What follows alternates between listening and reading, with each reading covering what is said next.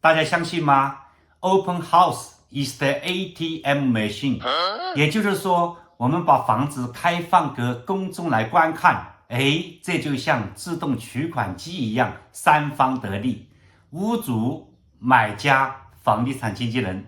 我想很多的朋友在美国置产以后一定看过很多的豪宅，自己心仪的房子，包括很多的旧房子。你针对于 Open House 有什么好的印象你在 Open House 的时候，你抓住哪一点呢？屋主在把这个房子委托经纪人来卖，或者是买家委托经纪人帮你看房子的时候，你抓住了哪一点？今天呢，我想同大家分享一下我们这一行的一个销冠Michael 老师给大家分享一下，为什么说把房子开放给大家看，就好像 ATM 自动柜员取款机一样，真的是这样吗？我们要好好看一下大家也知道CJ的频道呢，主要是分享我这20多年来在美国买房、卖房、管理房产、法拍房、遗产房的买卖、旧房翻新上面很多的心得，包括我跟我的团队这么多年的经验，或者是受骗上当的心得的分享在我视频下方有12个连接，如果朋友你有兴趣的话，好好的看一下，这都是我跟我的团队在20多年来经验的分享，避坑的心得。我想在我整个视频的连接中间呢，有1点到2点触动到你呢。我想以后呢，你在美国买房、卖房、投资房地产中间包括你的生活中间，一定有所触动，一定在这上面呢，你学到了一点东西，CJ能够避开的坑，你一定也能够避开。好，我们一起来听一听，为什么 Michael 老师告诉我们说 Open House is the ATM machine， 然后就说怎么样把 Open House 做得非常非常完美，让三方都得利。Let's go. My presentation today actually has 2 parts. The first part is hosting the successful open house, okay? And it's the techniques of what you do when you're hosting an open house. The second part we probably won't get into, but I will put into group chat later on. I told you I wrote 5 different scripts and I explained on 5 different scenarios.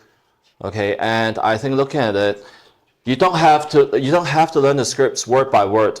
They should brainstorm you and prepare you for what these buyers are going to be asking you when they come to your open houses. Okay, so first of all, hosting successful open house. Open house is your ATM machine. Okay, so how so? Okay, let's go on. So what are the key goals when you're doing an open house? Why are we doing open houses? First of all, okay, it increases the property visibility, okay? So the primary goal is actually to create exposure. Exposure, like I said, you have a listing. You want the whole world to help you to sell it. So that's why we have MLS, okay? Now, open houses, they generate the buzz and spread the word of mouth in the community. So it's not just the person who saw it. It's not just one agent who saw it. It's not just the guy, your neighbor who saw it. It will help you spread the word of mouth within the community that there's someone that's going to sell. That results in 2 things. Number 1, you do a good job, like how we staged this house. It will bring other people, your neighbors, your nosy neighbor to come and take your portals, see the property, and they'll keep you in mind. Hopefully, when they want to sell the house later on, they might come and find you. That's number 1. But also, it will help you to learn something about your seller. Because if the seller is as nice and well received in this property, a lot of potential sellers. But I have an experience myself. I was listing a property in Monterey Park. The house was overpriced. I had that seller actually buy a house in San Marino. I got an offer accepted before I left the house when I was in San Marino. I had multiple offers against me at the time, but I was able to connect so well with the listing agent that called the seller, and we're on the conference call. We got accepted. But the moment I got them in escrow, I helped them to buy that house in San Marino. I remember that was a few years ago. Commission was $60,000. Okay. Now, next thing is, I had 3 listings from this seller that I was supposed to help him unload, because he bought the San Marino house. He wants to get some cash back from his other houses. He was unreasonable. He was toxic. Okay, the houses I got offers for, he didn't want to sell. Okay, and the house that he wanted me to sell, he wanted so much overpriced. Other agents were telling me stories that, yes, you can sell that house in Monterey Park for so much money. I said, no, there are flaws. Okay, he won't listen. We keep getting offers in. he keeps rejecting them. Finally says, you know what? The market has spoken, please. Before you reject it, consider it and counter offer, okay? And then you know what he said to me? He says, if I have to listen to the market, why do I need an agent like you? He says, Michael, you have so many buyers. Why don't you bring a buyer and give me the number that I want? I said, you know what? I have fiduciary duty to you, but also to my buyer. I won't even pay this price that you're asking for your house. How am I, in my good conscience, tell my buyer going to pay for your house at this price? Very simple concept, okay? And then he was so mean to me. I said, you know what? I don't want to do any of the listings. I canceled all 3 listings together. I flew to Madrid, spent $60,000 in 1 week because I didn't want any of that money in my pocket.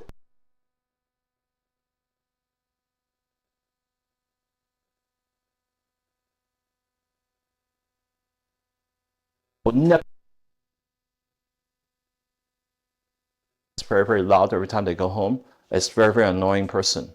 So with that said, you know what kind of person you're dealing with when you do open house. You have to listen to the feedback of what the community is saying as well. Okay. So second, it will attract buyers and motivate a lot of interest when you're doing open houses. Because when you're doing open houses, you're trying to feature the open house, okay, in the most appealing way to the buyers as possible.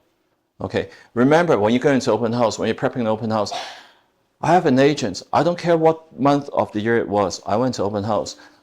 The AC should have been on. She says, you know what, today it's not so hot. I'm leaving the back door and the front door open so the wind is blowing through. If your seller is too cheap to put the AC on, you have a problem. You close the windows and doors so the flies are not coming in, okay? I don't care what the lighting is. You turn on every single light they can turn on, including in the walk-in closet. So when people come and see the house, they can see the home clearly. Bright, airy homes sell better, number one. Number two, there were other curtains that was in the front. The owner always used to have the curtains rolled down in this house because they think, well, I say, you know, from now on, the curtains are always going to be up while I'm selling this house. Because I want the house to be, the lighting has to be good. If the lighting is not good, you better have all the lights on, okay? Well, now it's cold. But if given any other day, you know, earlier, 3-4 months ago, your AC should be on, okay? That's number one. Remember that you have to give them, you have to showcase the house in the best possible way that you could, okay? Now, also during open houses, you're trying to create networking opportunities, okay, with other people. First, people that comes in, they're supposed, let's say agents, between agents. You got to remember, you're going to see broker open houses. You're going to talk to agents. You might not be buying the house today. These people, they do other open houses. You're going to talk to agents. Sooner or later, they're going to recognize you. They're going to know who you are. Okay? Same thing when they're coming to your open house. You know what? Sometimes agents, do you want to be known to be the agent that is, nobody knows you? Or, you know what? This business is very funny. Kelvin's not wrong. 明星效應. Being a rock star is not wrong. Your visibility, people knowing you, is your chance of actually landing potential listings and buyers. It's writing a, when Wick writes me an offer, I'll listen to him a little bit better. You know why? Because I know this guy. Okay, I know Tristan, I know that guy as well. But, you know, I'm sorry, I don't know your name.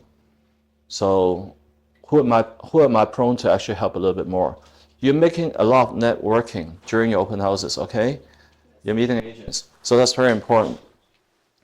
Also, at the same time, you want to know what the neighbors do, what the community does. There are other things that you can do afterwards. Okay, open house is an open opportunity. Once again, you can come to Pinnacle office and sit every day and enjoy the office. But very, very unlikely that you're going to have a walk-in client that says, you know what, do you have an agent that I can work with? You need to bring your office outside the office. You need to bring the office outside the office so people know who you are. So that's what the key goal of your open house is, okay? So attract buyers, increase visibility for the home, for you, yourself, networking opportunities, okay? Now, pre-open house, before you do open house, you have to do preparations. If you're just the kind of agent that came, hey, you know what, today the open house is 1 o'clock to 3 o'clock. You just came here, you parked your car, you stay here for 2 hours. You spend 2 hours, actually not, you waste most of your day already because after 3 o'clock, that's already half your day gone. You're not going to go to the beach at 3, okay? I would suggest that you do stuff that is going to be most effective, okay? That actually your open house is worthwhile for that day that you spend. The time that you spend away from your family, the time that you spend not shopping in South Coast Plaza, the time that you spend not doing the things you like, you better make that work day, to be rewarded. Okay, so first of all, pre-open house preparations.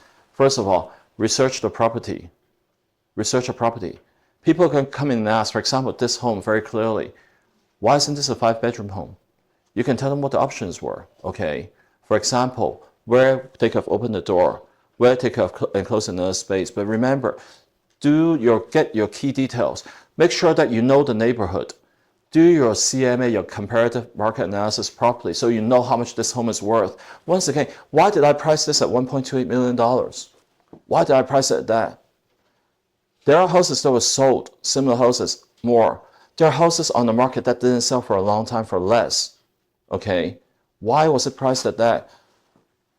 How is this home different from other homes in the area? Okay, this home actually, earlier we didn't go to the yard. Actually, the swimming pool is beautiful. It actually has a fountain on the sides that actually circulates the water. You can switch it on, but it's on the timer.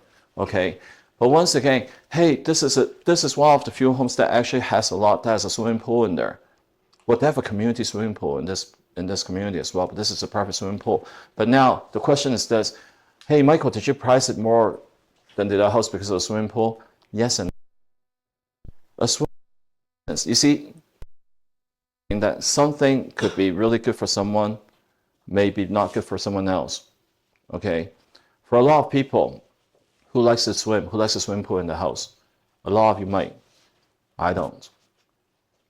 Because you guys know Michael Lao Shi, I'm going to drink a couple of glasses of wine, I'm going to topple and fall into the pool, and then no more classes tomorrow, okay? For me, a swimming pool is actually dangerous. But you know what? Have I had younger kids? And earlier I saw a video, our agent Catherine was playing with her daughter in the swimming pool. 在那次 meeting 里面. Maybe that's really, really good for her. Okay, but now how much is it? By the way, does anyone know how much it is to basically build a swimming pool today in California? Basic swimming pool, roughly.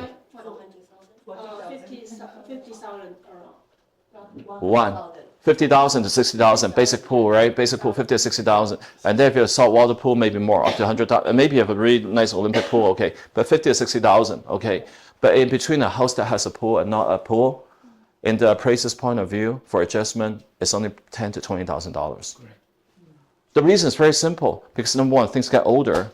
Number two, it's a preference.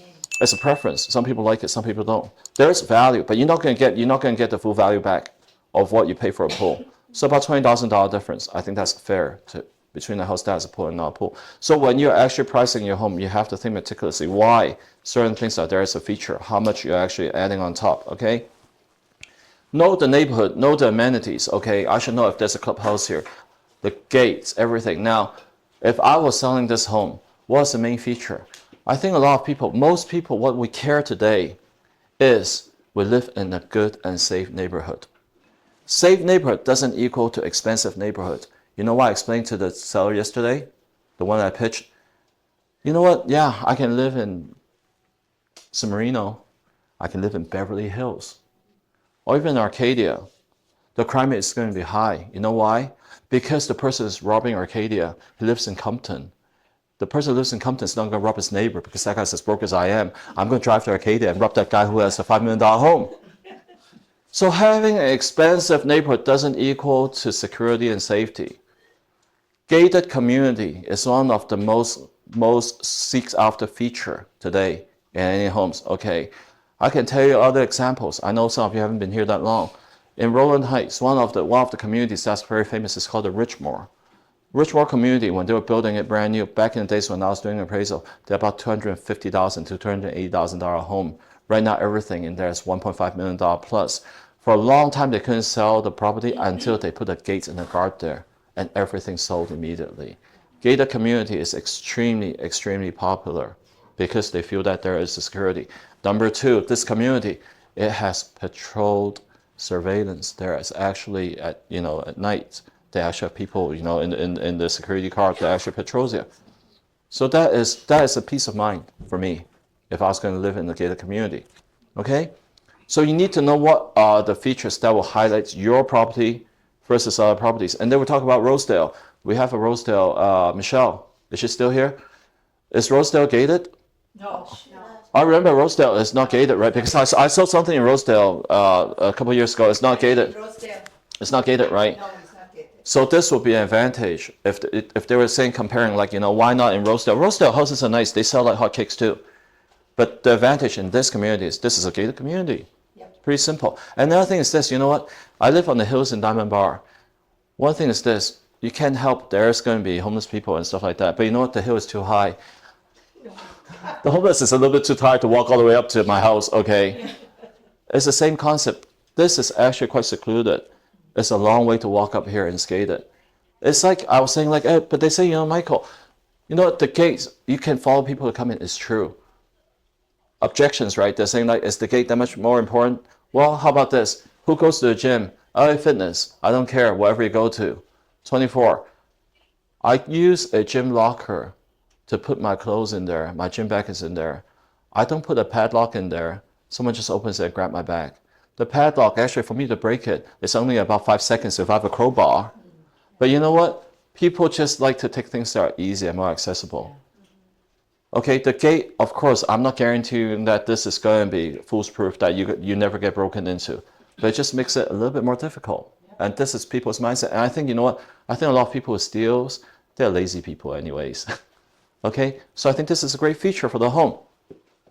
Second, okay, so you need to know all the selling points for a home. So concise summary for all your potential buyers when they come in, number one. Number two, your marketing and promotion. Okay, before you do come to the house, you're doing an open house today. You already signed up. Well, how would you feel only like 3 or 5 people came to see it? Wouldn't you like a lot more people to see it? You should actually use your social media and start telling people, I'll be doing an open house, at Azusa this weekend. That will actually serve 2 purposes. Purpose number 1, you're hoping to bring more people in. Okay, wherever that's spreading the news. Purpose number 2 is reminding people you're an active agent. Because you know what? I didn't know Aaron was an agent. But he's saying he's doing open house this weekend. You're doing self-promotion, saying that, I'm actually a diligent agent. I'm actually active. I'm going to be at Claremont this weekend, showcasing this home. This is why you need to do your promotions, hopefully at least 2-3 days. You know what? How about this? My flyer for this open house only came out last night. They made it. They didn't blast it until later on at night, right? And I wrote a note. Some of you, did you actually see on your group chat that I'm actually doing an open house today? And you came. If I didn't even blast it in there, none of you are eating portals today, right? Because people don't know you're doing this. Okay, I'm reminding people, I'm teaching a class today. I'm inviting you to come. If you're doing open house, why aren't you doing what I'm doing? Why do you just show up at the open house that you signed up? You're supposed to be promoting that you are doing it. You're not promoting the house, you're promoting yourself, that you're actually going to be doing this open house this weekend. Make sure that you get the news out that you're doing something this weekend, okay? So websites, MLS, everything, it should have been there. I've seen people they forgot to actually change the listing agents, forgot to put on open house, on the MLS. By the way, if you're you're asking, hey, Michael, how come I don't see it on Redfin? How come I don't see it on Zillow? But it is on the MLS open house because it's IDX. They don't grab it real time.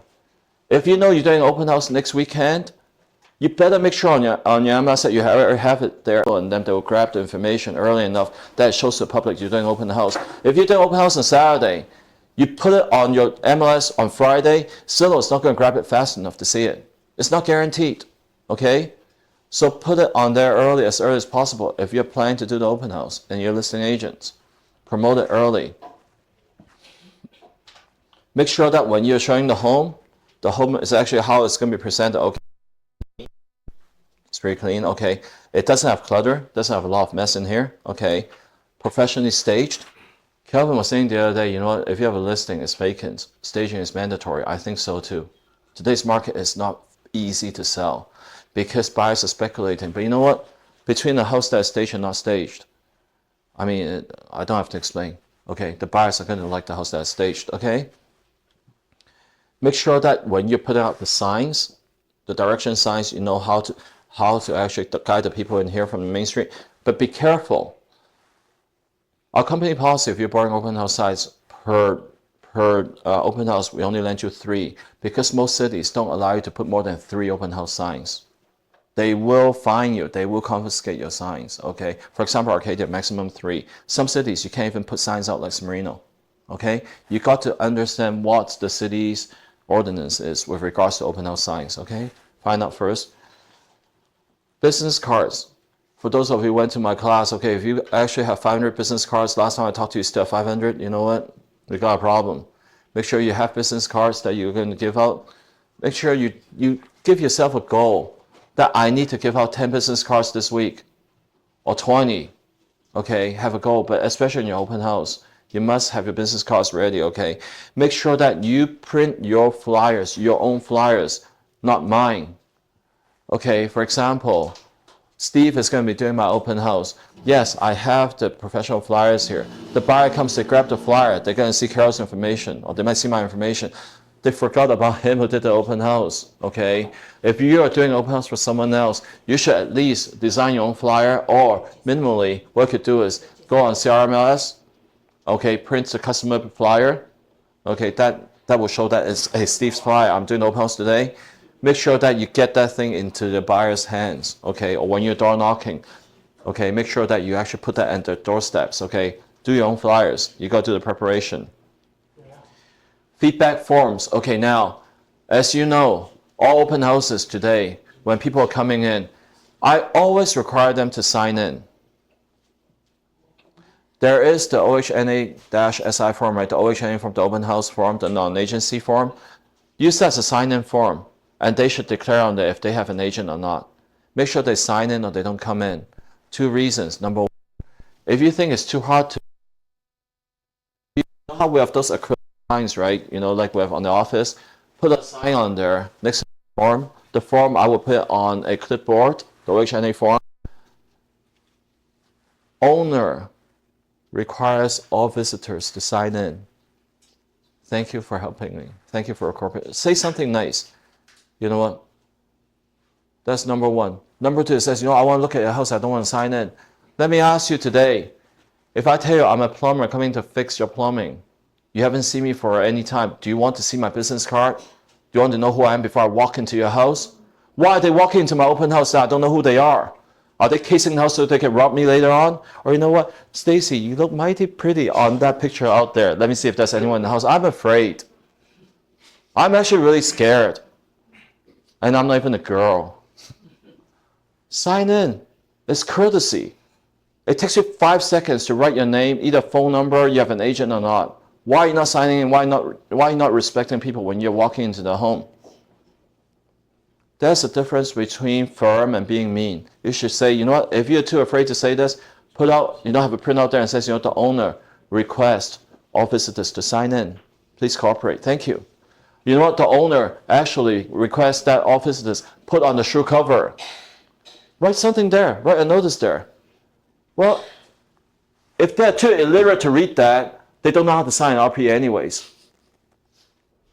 Right? Put a sign there, a clear sign. The owner is asking you to please put on the shoe cover.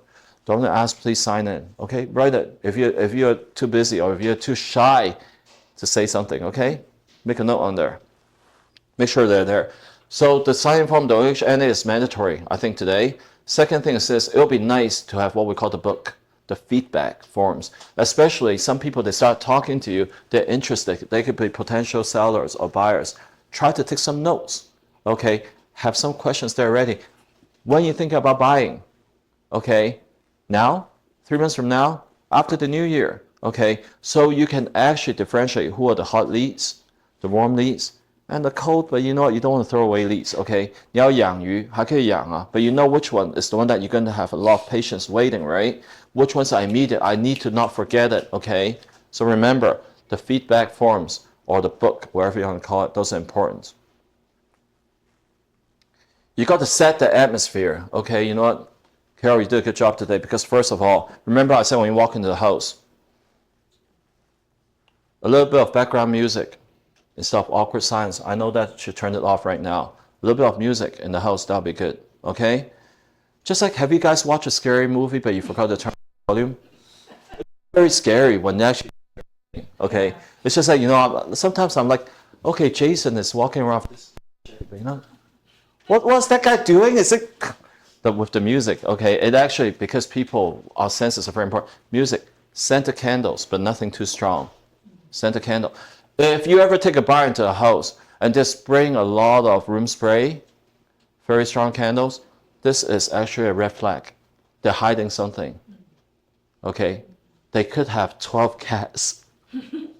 Okay, and cat urine is very scary because you can't even clean it up. You can't clean it up. Okay, so if the smell today, actually, if you smell it, actually it's very pleasant. It's not strong. I think she picked sandalwood. Okay, a subtle candle will be fine. Okay, actually it's funny. If you actually went to my house, I have more candles than deep teak. I have a counter as big as this, full of deep teak stuff, including all the limited. I have every city candle. I have the big candles. I have everything. You actually walk into my office, you see deep teak in there. The reason is this. You know what? You don't have to buy very expensive candles, but you don't want to buy something that actually smells too cheap. Okay? So the scent. Okay? Lighting is optimized in every single room. You gotta make sure the lighting is good. Okay? Offer refreshments. That'll be nice. Okay? You know why? When you see the neighbors, hey, why don't you come by and actually have a portal? Okay, it's not expensive. Or, just come by and just, come have a portal. Check out your neighbor's house. Be the nosy neighbor and see what we did.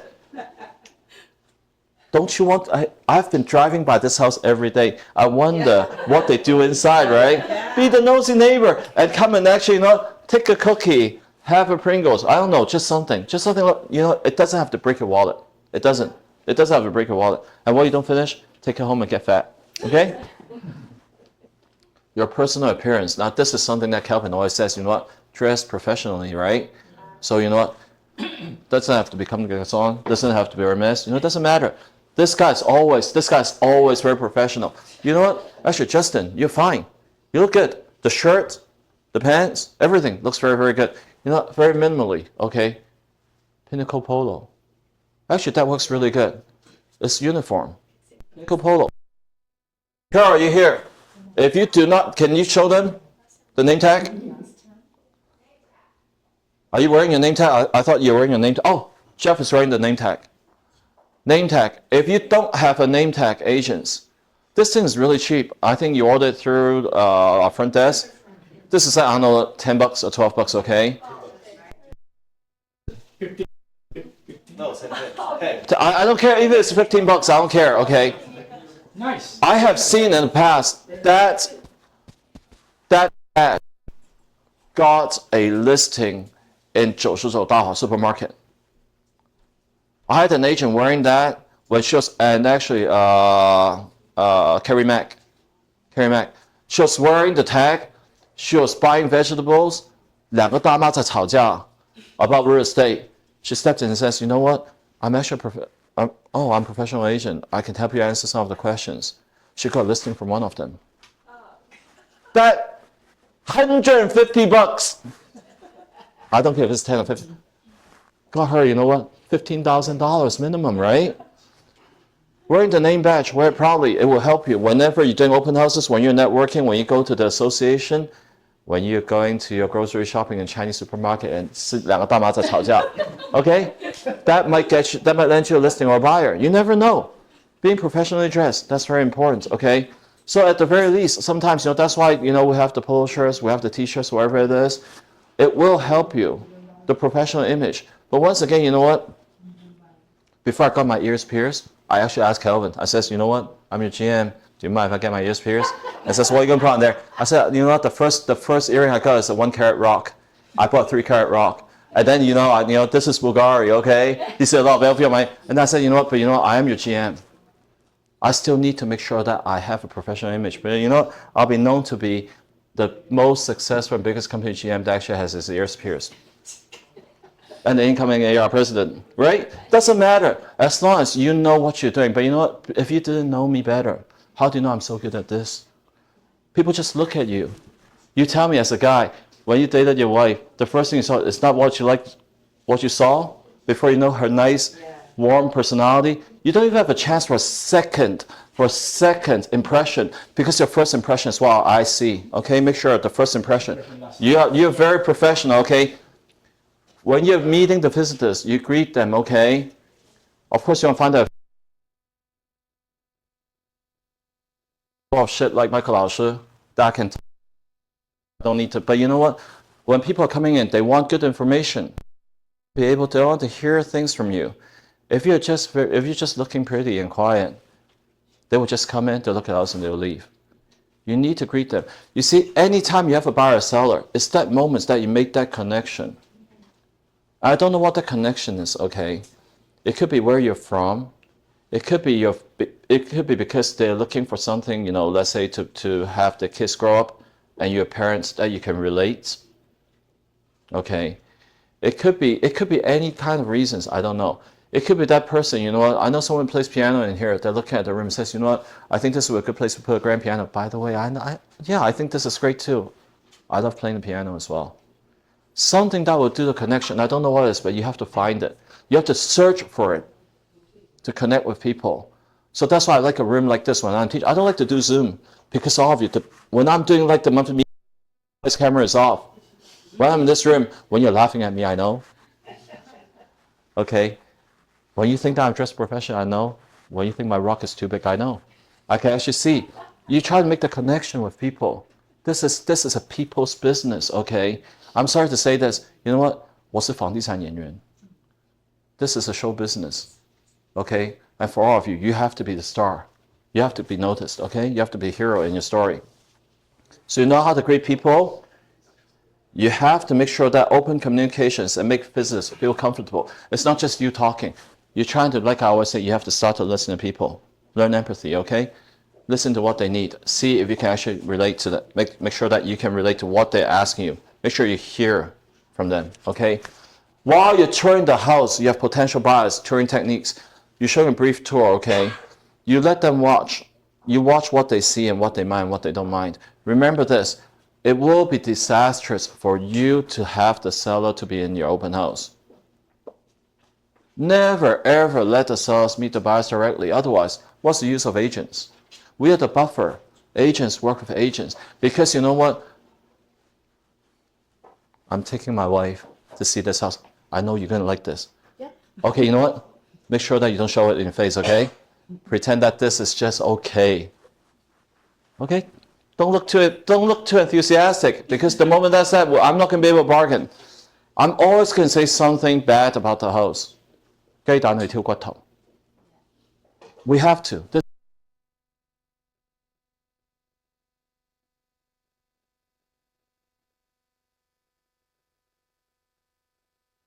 This is how I would try to get my picture.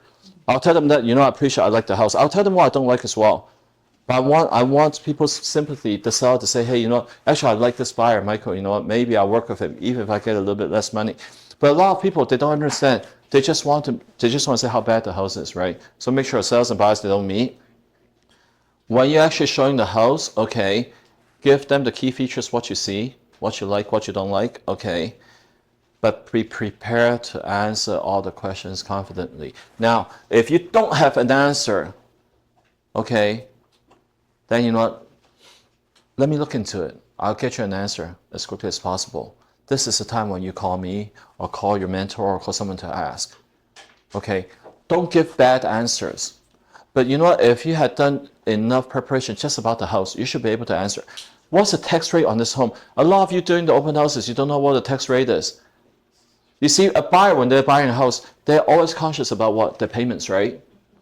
They're going to be conscious about any kind of, like, you know, the tax rate. They're going to be conscious about the HOA fees. They're going to be conscious about the insurance. Now, this house, oh my God, as nice as it is, I guarantee you this is a high fire hazard zone. Yes, yeah. Yes, it is. Currently, I talked to the owner. They are with farmers. But now, as all of you know, farmers are not writing new policy. So chances are the new buyer will not be able to get the farmer's policy. Okay, so if I'm the listing agent, Carol, I would actually talk to one of our affiliates and find out what the insurance would be or possibly be. Every house is insurable. The worst scenario, California Fair Plan, right? Yeah. But you should have an idea. But you know what? By the way, within this community, even within this gated community, some houses insurance are more than others. The one actually that backs to the mountain, 有靠山那些，那排比较贵的。This one, the corner is actually cheaper on the insurance because there is a distance between here and the brush. So you know what? Do your due diligence. Or you know what? If you haven't gotten a quote for an insurance company, ask the current owner, how much are you paying for the insurance here? Okay? So you have some of the certain answers already prepared for you. Sometimes you gotta remember, okay, ask your potential buyers what the specific needs are. Maybe this is not the house for them, okay? But maybe you can actually offer other, you see, if you actually did the homework, you should know what other active listings are in the same neighborhood. Sometimes it's actually not a bad idea to point them to the direction of another open house, because if you don't tell them, they'll find it anyways. Maybe you can tell them, hey, you know what? I can actually bring you to other homes if this is not the one for you, if they don't have an agent. 大方一点. Because if they're not going to buy this one, they're going to look at other ones. Tell them that you actually, maybe some of the other houses, they're not as good as yours, but you already know. You did your homework, right? So number one, okay, find what the specific needs are. Know what the local neighborhoods are, where the schools are, you know, all the amenities. You know what? Where's the nearest Chinese supermarket from here? There's a Target. There is actually a Costco nearby. Yes. You should know. You should know these things. But if you just sign up for the open house, you've never been to Azusa, you don't know this is so close to Costco. Yeah. Okay? Keep the conversation friendly. You don't need to oversell. When people want to buy, they will buy. Okay, you can't tell people, hurry up and buy. It doesn't work. Hurry up and buy. You know, a Korean convenience store owner, hurry up and buy. Just touch it, okay? I think this is the thing. I like to shop, but sometimes when I go to department stores, what I hate and what I don't like, what I hate is this. You either have a salesperson that's chasing after me, who's trying to stuff things in my face to look at, when I just want a little bit of peace and quiet, right? But by the time when I pick something, I want the size, then I want someone to be there to give me something that's my size, and you can never find them. And the worst of all is I find something that is my size, I'm at the counter, I want to pay. And then the actual cashier is too slow. That I couldn't wait, I actually put it down and leave. You see, as a realtor, you don't want to be a person who is actually stuffing all the stuff in your face. You want to be ready to give them, is there a size that is yours to answer the questions? And when they're ready to actually commit, they're about to pay, right? You're ready to write the offer right there and then. Okay? Remember, I always tell buyers, you can't rush into making an offer because this is really expensive. But you know what? When you do something you want to make that executive decision immediately. So that's why your buyers, they should have the pre-qualification letters. They should have the proof of funds already for you. Okay? They don't wait until, oh, when I get to see the house I like, then I'll give you the bank statement. That's too late. Because you know what? You saw the open house today. My cutoff deadline is tomorrow. We're reviewing offers already. Okay? You need to be prepared ahead of time. Don't need to oversell. They will always pick something they like. Okay, so there are some common objections when these people come to see open houses. Number one, what's the most common? Price concern. That's the number one, gotta be, okay. Neighborhood, property condition, okay. So once again, you gotta remember what you pay is what you get. But sometimes, as far as price concerns, buyers sometimes need to be educated, okay. They will lowball you all day. But when they fail once, you see, you cannot keep writing failing offers with them. They might fail you once, they might fail you twice. If they're not learning and you're not teaching them properly, that's also your problem. If you're writing 10 offers, that's your problem. I always told you guys, for me, my hit rate is 2 out of 3. Out of 3 houses I offer, 2 gets accepted. On the same buyer, I will take you once. You might tell me, low boy, I'll let you slide the first time. Second time, you better write a serious offer. If I failed you the second time, the third time I have to write it, you're going to win this house. Very, very, very seldom I have to write a third offer on the same buyer because the buyers, they are very, very well educated. You have to know them, what they need, okay? Their price concerns, their neighborhoods, okay? Property condition. Yes, you can buy something that's turnkey, but you got to remember, I always say, you know, you guys heard the story before. What do I do when I take my date on the first date? We go swimming. I look at everything without the cosmetics, without the makeup. No one will go on a first date with you. Oh. Well, unfortunately, I don't need a first date anymore. But anyways, you got to look at everything without the cosmetics, okay? All the basics, okay? A lot of people, you know what, the seller yesterday that we pitched, they're saying, I used to live in South Pass. I regret selling the house and buying something in here because it looks so nice and new here. Had I known that that house now is worth $2.5 million, I sold it for $1.5 million. You know, a few years ago, I would have kept it. I said, had I been your agent, I would have told you this. Okay, you know what? Actually, they have money. They could have bought this without selling the other house. Your house in South Pass is old. It's dated. It's not like this when it was brand new. You know what? But let me ask you something.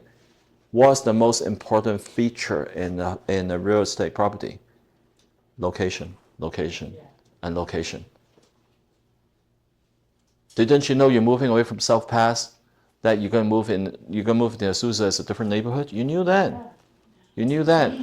You can give me a palace in Paris Riverside with 2 acres of land.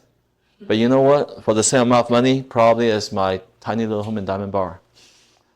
You can't compare because location is always going to be something you can't change. Anything, okay, any kind of houses will depreciate, okay, because of different issues. If there's a design issue, okay, it's a functional obsolescence, functional. Things can be fixed. You can remodel it. If it's old, you can remodel it. If you need an extra garage, you can get a permit to build it. You may be able to build an ADU in the back. But external obsolescence, you can never change. You're on a busy street. You are now in Azusa and not in South Pass. You can't change that. It is what it is. Okay. Buyers, I gotta tell you this. I tell buyers not to offer on a home more than I tell them to buy a home.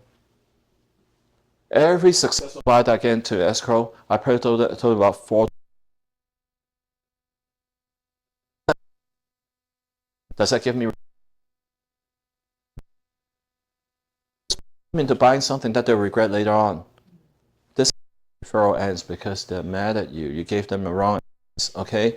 So be very careful.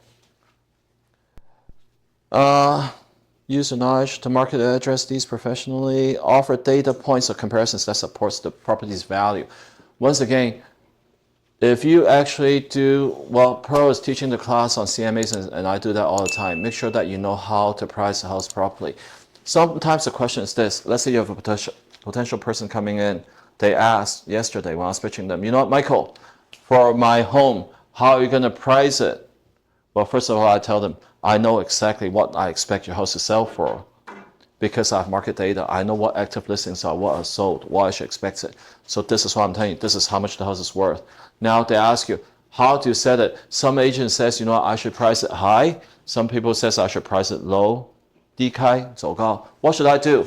I said, you know what, Bert, it depends on what house it is. Well, I'm looking at this community, $1.3 million on this kind of home. This is like a bargain. It's like an entry level home for anywhere. Look at Southern California. Anything that is not attached. You have a yard and swimming pool, it's not going to be over $1 million. This is 刚需房, right? Okay, now, let me tell you this.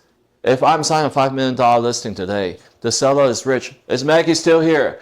The seller is rich. The buyer is rich. They're both assholes. You know why? The seller has holding power. I don't have to sell. My house is worth this much. The buyer says, I'm more cash, $5 million buyers. They're not going to be getting $4 million loan.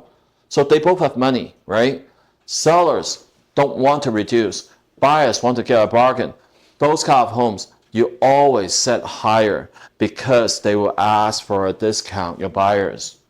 You can't go low and expect multiple offers. Houses are push-up price because you have multiple offers. You don't get multiple offers on luxury homes. Okay, but now for necessity home, this is what it is. Okay, now I can tell you exactly what the price is. You know what? I'll suggest, you know what? Price it low. You know why? It's very simple. It's like I want to get every single potential buyer. Let's say there's 100 buyers who wants to buy in this community. I want every single one to come and see this home, regardless they make the offer or not. Bring everybody into the home. Even though if this is my home, I listed it, I would list it at 1.18. I listed it at almost $100,000 below. Even though people can come and say, this is ridiculous, Michael, it's a D-Kaida, but it will bring people in. Get every person to come into the house first. Okay, that's number one. Number two, you know what? A week from now, if I'm not getting multiple offers that will push it up, the market will adjust automatically to what the market value is. But if it's not, let's say I'm not getting my offers in a week, I will readjust my price. Let's say 1.25 is my minimum price. I'll push up. You say, Michael, you're crazy. You got no offers. You're actually putting your price up. You know what? That's for two reasons. This is a technique. Number one, now I'm telling agents, I'm getting too many offers, but they're lowballing me. This is a minimum price I'm ready to go. This is a serious price. The first one, yes, it's promotional. Okay, I'm telling you what the serious price is. Second, I can actually create, maybe an atmosphere saying that, I'm getting too many offers, they're not serious enough. Adjusting the price up, even though you don't have an offer in hand, is not wrong. But initially, I would say, go low and try to get the attention first. You will get offers in. As long as you have people seeing the house, you get offers in. If people are not seeing your home, you don't have a shot. But I tell you this, most of the sellers will be too scared to price $100,000 below what the market value is. But I will do it. I'll personally do it for my own house. Okay? Also, turn all your objections into opportunities. Okay, that your buyer might object to this and that, wherever it is, but a lot of things could be fixed. Okay, you have to tell them. You have to give them a vision.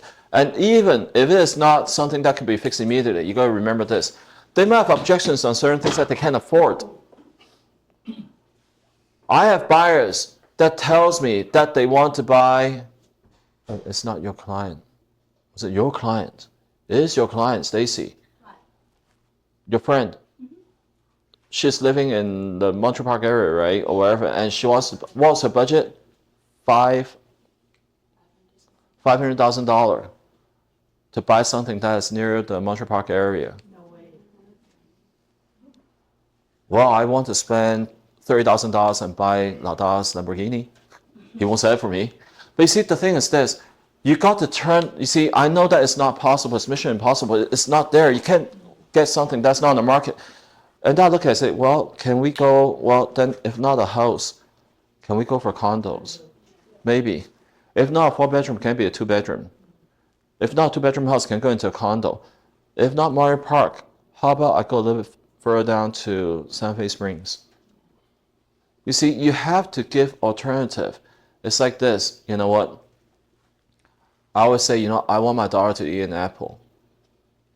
The only thing is, I want her to eat some fruit. She doesn't like apple. She doesn't like apple. Then I offer an orange.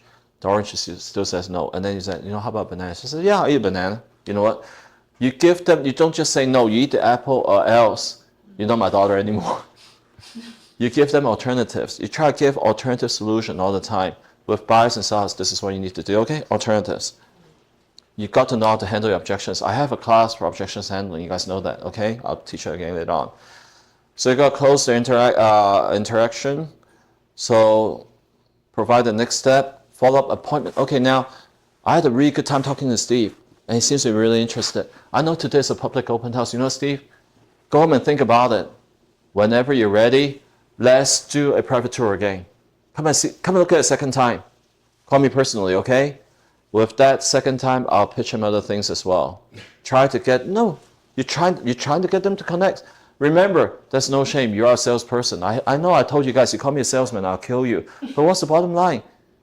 We are professional people who advise us, on real estate, issues, okay, on legal compliance, on how to do a transaction. But once again, you're still a salesperson, okay? Try to get the follow-up appointment. Better still, if they're not buying this house, try to get the follow-up appointment in Pinnacle.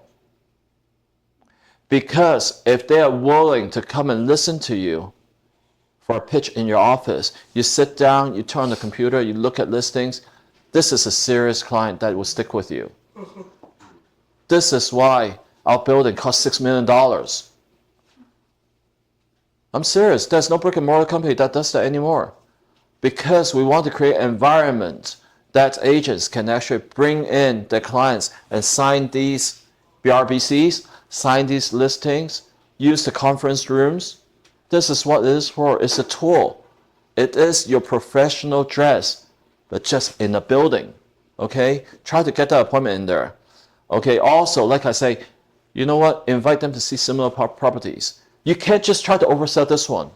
They might not want it, but they might buy other properties. Give them alternatives, okay? OHNA forums. Follow up these OHNA forms or whoever that signs in. Personal thank you emails, okay? You must follow up immediately. Open house. I suggest within the next 24 hours. Because remember that day they saw me, they saw Justin, and they saw Aaron, and then they saw Tristan as well. one of these guys is going to follow up.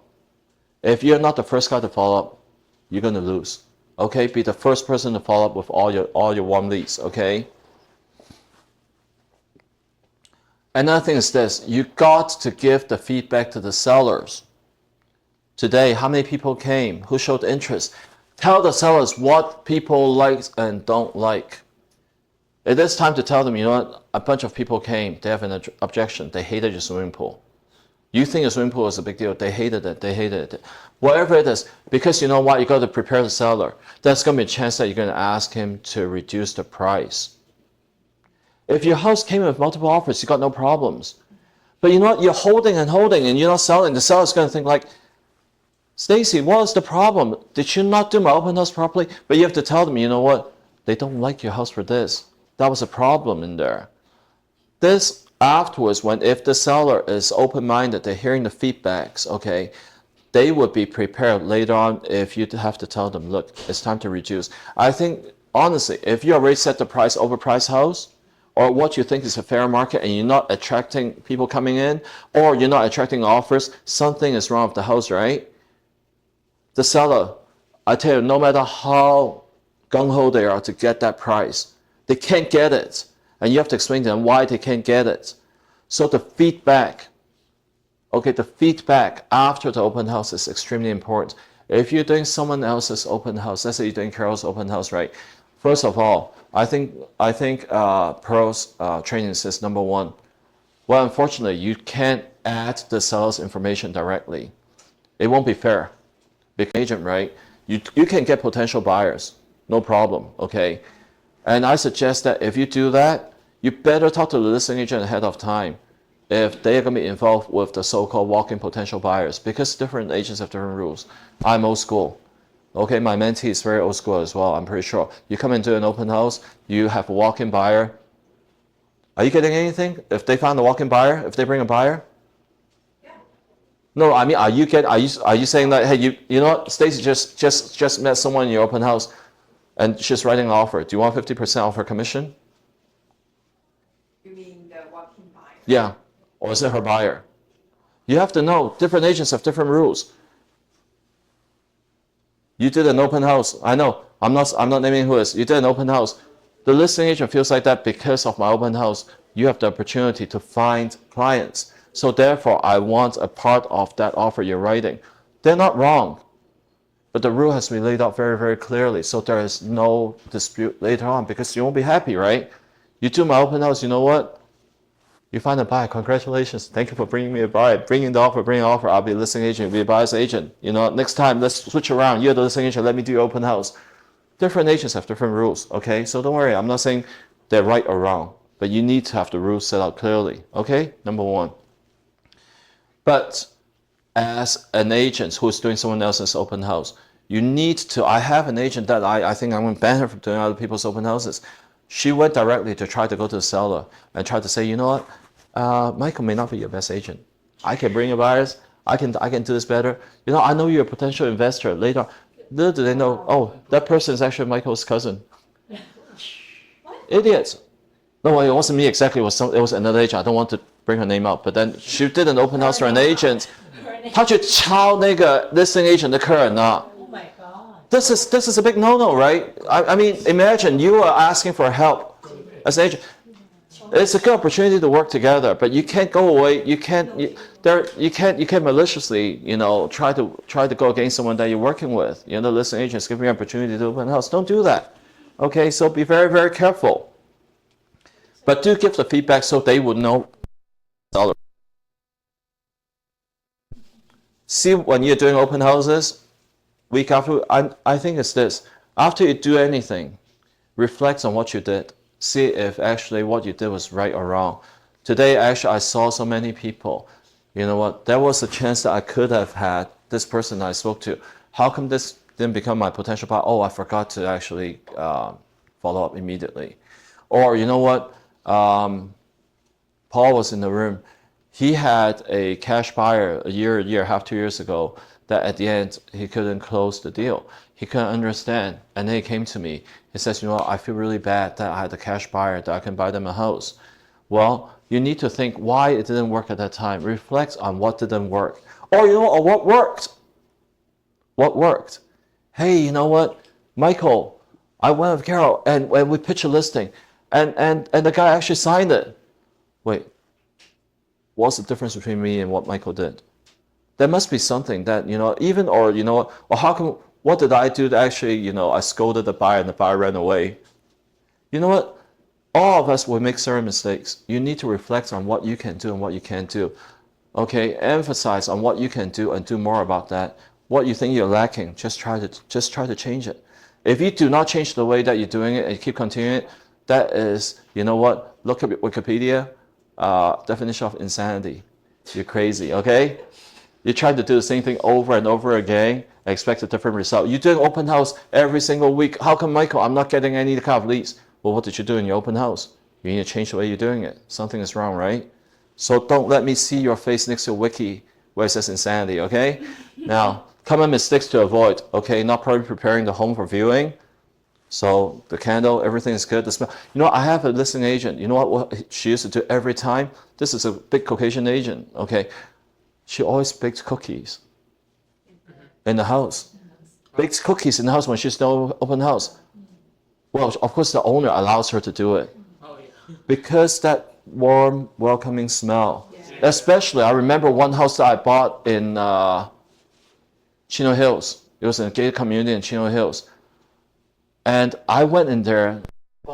She went in there and baked cookies. And the person was gone. I went in there. It was at Christmas time. I was like, oh, it smells so good, you know. Yeah. And actually, my client bought the house. Wow. Because they actually, it was a nice Christmas setting. They picked cookies, but cookies were gone. They took it. I went in there, the lights were on, and then the fireplace was on. I smelled cookies, and then my buyer says, "This is the house I want." Okay, picking class now. All the strategies, everything you do, right? You're focusing too much on the sales rather than building connections. Remember, if everyone walks in the house is going to make an offer, Carol, we're done in 2 days. A lot of people, they don't walk in, they don't want to buy the house, not this house. Your goal is actually build connections more than selling this house immediately. Of course, you're trying to sell the house. Building connections. Okay, remember, priority. You're trying to build connections with anyone that walks in here. When you're coming in here, you're unresponsive to visitors' questions or concerns. Even though you don't like hearing it, there's a concern. Okay, tell them that, you know, I hear you. Let me see if I can get an answer, okay? Concerns. I'm concerned about the insurance. This might be a high fire hazard area. I think you're right in worrying about that. You know what? Give me your contacts. Let me get back to you. I'm going to talk to the seller and ask them exactly how much they're paying for the insurance now. I'm going to talk to my insurance affiliates to see what the quote is on the property. But you know what? I need to call you back and answer a concern. Having a concern is fine. Don't just say, oh, it won't be a problem. Everyone on the street is living here. They have insurance. Someone's going to insure it. Well, it's true. Well, someone's going to insure it. But you know what? Let me get more answers for you. I'm going to address your concerns, okay? Of course. I mean, the simple answer is, are you stupid? I mean, there are like 300, 400 units in here. Everyone has insurance. What makes you different? That's what you should say, right? But that's what you think. You know, that's the difference between us thinking just now. Now I'm talking, okay? When you're thinking, just keep it in your head. When you're talking, tell them what they want to hear, okay? Forgetting about to follow up post-event. I mean, this is the most common problem with all of you. You did your open house, you didn't follow up, okay? I guarantee you that is the most common mistake. So, focus on building relationships, not just closing the sale. Keep refining your approach on each open house, so change the way you do it. And stay engaged with your potential buyers for future opportunities. Okay, so this is a job that you need to do. Focus on doing open house on these things. Now, this part, that ends my presentation on actually how to do open houses.